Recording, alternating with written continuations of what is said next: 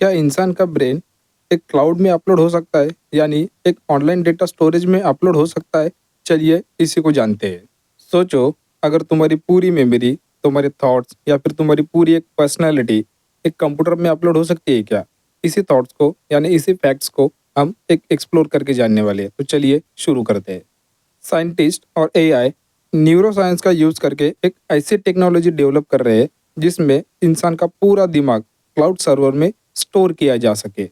ये idea mind uploading कहलाता है, जो थ्योरेटिकली भी पॉसिबल है।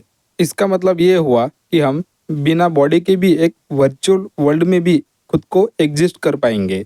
इसे अगर रियल लाइफ एग्जांपल के थ्रू समझने की कोशिश करें, इलॉन मस्क का न्यूरोलिंक प्रोजेक्ट एक ऐसा चिप डेवलप कर रहा है जो ह्यूमन को डायरेक्टली कंप्यूटर से कनेक्ट कर सके।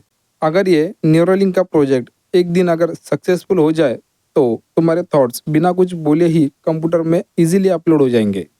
इमेजिन करो कि तुम्हारी पूरी पर्सनालिटी एक ड्राइव में अपलोड हो चुकी है। इससे बढ़िया इमोर्टल होने का सीक्रेट और क्या हो सकता है? दैट्स रियली गजब। क्या हम एक पैरेलल यूनिवर्स में जा चुके हैं? कभी ऐसा फील हुआ है जो हो रहा है वो पहले भी हो चुका है? क्या है डेजा वू? इसी फैक्ट्स को हम एक्सप्लोर करने वाले हैं। डेजा वू एक ऐसा एक्सपीरियंस है जिसमें ऐसा लगता है कि जो हो रहा है वो पहले भी हो चुका है। साइंटिस्ट कहते हैं ये एक ब्रेन का मेमोरी सर्किट का ग्लिच हो सकता है, जिसमें करंट मूवमेंट एक पुरानी मेमोरी जैसे फील होने लगता है। पर कुछ थेरीज ये कहती है कि एक अल्टरनेट यूनिवर्स का एक साइन भी हो सकता है। क्वांटम फिजिक्स के हिसाब से मल्टीपल रियलिटीज एक साथ एग्जिस्ट कर सकती है। अगर तुम्हें डेजा वू होता है तो शायद तुम एक पैरेलल यूनिवर्स में उस मोमेंट को जी चुके हो। क्या तुम्हें कभी डेजा वू फील हुआ है? प्लीज कमेंट करके जरूर बताएं। इस वीडियो को लाइक, शेयर एंड सब्सक्राइब जरूर कीजिए और हमें कमेंट में बताइए कि आपको इनमें से सबसे अच्छी फैक्ट्स कौन सी लगी। तो आने वाली सारे वीडियोस के अपडेट्स के लिए इस बेल वाले आइकॉन को भी ऑन कर लीजिए। स्लीप पैरालिसिस, क्या ये साइंटिफिक है या पैरानॉर्मल? सोचो, तुम उठने की कोशिश कर रहे हो पर बॉडी हिल ही नहीं रही है और एक स्कैरी शैडो तुम्हारी तरफ आ रही है। ऐसा ही कुछ स्लीप पैरालिसिस में होता है। तो चलिए इसे जानते हैं। स्लीप पैरालिसिस एक ऐसी कंडीशन है जिसमें दिमाग उड़ जाता है पर बॉडी पैरालिसिस स्टेट में होती है।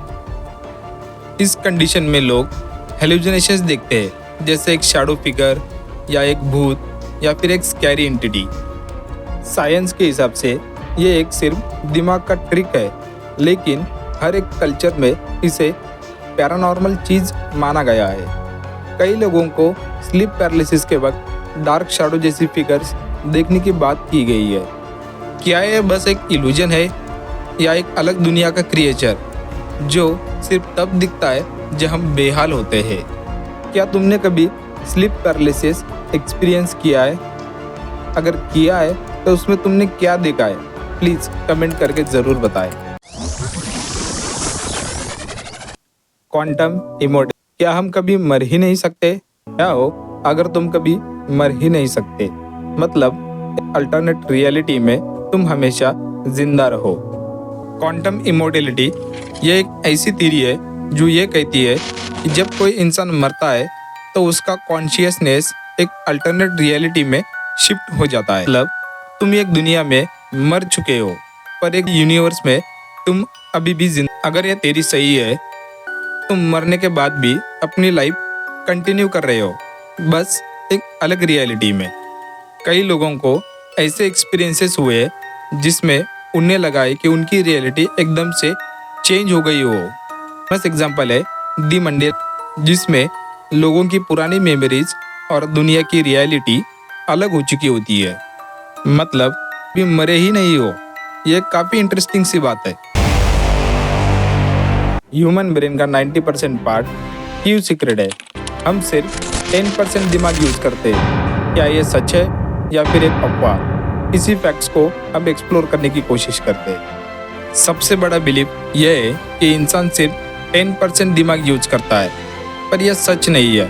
हमारा पूरा दिमाग हर वक्त एक्टिव रहता है, बस हम उसके पूरी पोटेंशियल को समझ नहीं पाए अभी तक। कुछ लोगों का दिमाग एक्स्ट्रा ऑर्डिनरी होता है। कुछ ऐसे केसेस भी देखे गए जिसमें किसी इंसान का दिमाग पूरी तरीके से डैमेज हो चुका है, फिर भी वो नॉर्मल लाइफ जी रहा है। और कुछ केसेस में किसी बिना एक्सप्लेनेशन के भी कुछ लोग सुपर ह्यूमन एबिलिटीज डेवलप कर पाते हैं। क्या हमारे दिमाग में ऐसे सीक्रेट छुपे हैं जो हमें सुपर ह्यूमंस बना सकते हैं? क्या हम दिमाग का पूरा पोटेंशियल अनलॉक करें तो क्या हम एक नए लेवल का इंसान बन सकते हैं?